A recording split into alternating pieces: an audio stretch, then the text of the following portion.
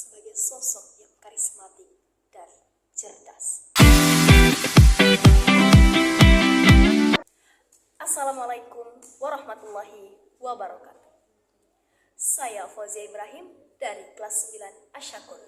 Pada kesempatan kali ini, saya akan mengkaji buku dengan judul Kisah, Perjuangan, dan Inspirasi B.J. Habibie, karya Wedas Atma yang diterbitkan oleh penerbit Checklist. Buku ini berjumlah sekitar 236 halaman. Terdapat beberapa bab yang dibahas dalam buku ini. Dan pada kesempatan kali ini, saya akan mengkaji salah satu bab yang cukup menarik bagi saya, yaitu dengan judul Habibie adalah tonggak ilmu bagi bangsa Indonesia. Dan saya akan membahas poin peran Mr. Craig bagi bangsa Indonesia. Jika seseorang bertanya siapa sosok B.J. Habibie, kita sebagai masyarakat Indonesia tentunya menjawab, beliau adalah Presiden Indonesia yang ketiga. Tak menutup kemungkinan juga ada yang menjawab bahwa beliau adalah bapak teknologi dari Indonesia. Dan tak menutup kemungkinan juga ada yang menjawab bahwa beliau adalah tokoh utama dalam masa reformasi di Indonesia. Tidak ada yang salah dengan jawaban tersebut. Tapi sebelum mengkaji lebih dalam tentang poin yang saya akan bahas tadi, mari kita mengenal lebih dekat siapa sih sosok B.J. Habibie. B.J. Habibie, beliau adalah seorang putra dari pasangan Alwi Abdul Jalil Habibie dan Ibu Tuti Marini Puspawurjo. Beliau lahir di Parepare, Sulawesi Selatan pada 25 Juni tahun 1936. Beliau adalah anak keempat dari 8 bersaudara. Lahir dengan nama lengkap Baharudin Yusuf Habibie. Selanjutnya, mari kita masuk ke pembahasan inti kita. Seperti yang saya jelaskan pada awal video tadi, bahwa pada kesempatan kali ini saya akan membahas salah satu bab yang berjudul Peran Mr. Craig bagi bangsa Indonesia. Siapa sih yang dikenal sebagai Mr. Craig? Apa keistimewaan dari sosok Mr. Craig tersebut? Jika kita membahas Mr. Craig, yang dikenal sebagai Mr. Craig adalah sosok B.J. Habibie. B.J. Habibie merupakan cendekiawan asal Indonesia yang membawa solusi atas masalah yang sangat mengecam bagi para user penerbangan. Mengapa? Karena selama 40 tahun masalah kelelahan pada bodi pesawat terbang tidak bisa dideteksi. Mengapa pada saat itu masih sulit untuk dideteksi? Karena keterbatasan alat.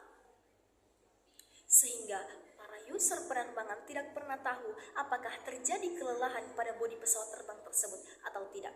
Sama halnya dengan kita manusia tentunya akan mengalami yang namanya kelelahan. Sehingga pada zaman itu banyak kecelakaan pesawat yang terjadi dikarenakan keretakan yang terjadi pada pesawat terbang tersebut. Biasanya keretakan tersebut muncul pada bagian penghubung bodi utama dan bagian penghubung antara sayap dan mesin pesawat terbang. Awalnya keretakan tersebut hanya berukuran 0,005 mm. Namun ketika take off dan landing, pesawat terbang akan merasakan getaran yang luar biasa sehingga membuat retakan tersebut semakin lebar.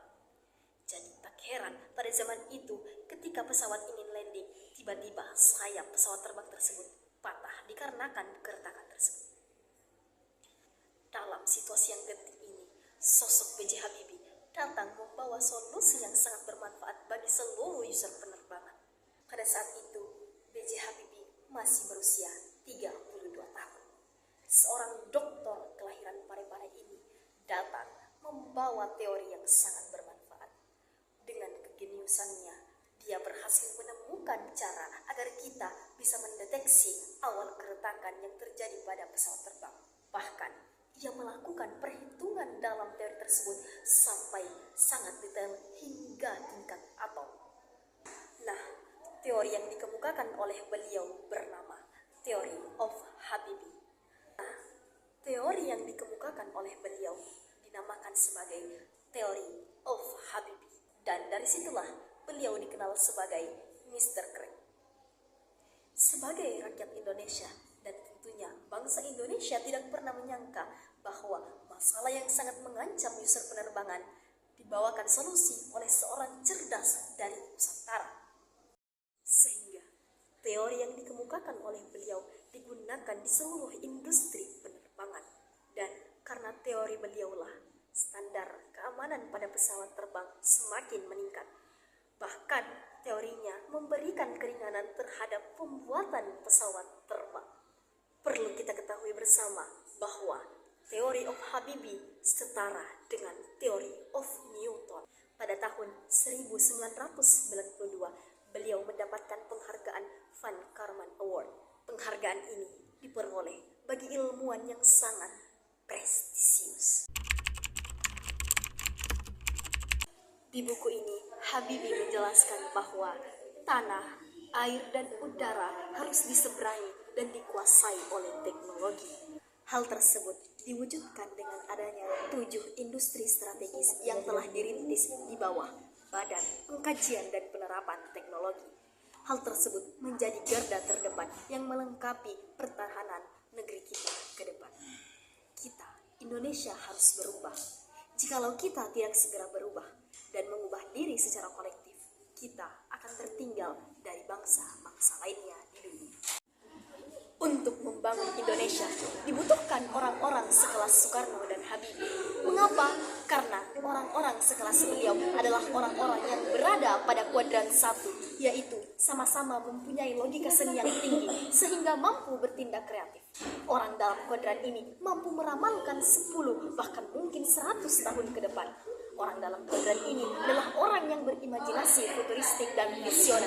Imajinasi itu juga dituangkan dalam rencana panjang perjalanan bangsa, dan imajinasi itu menjadi nyata dengan riset serta desain atau rekayasa teknologi.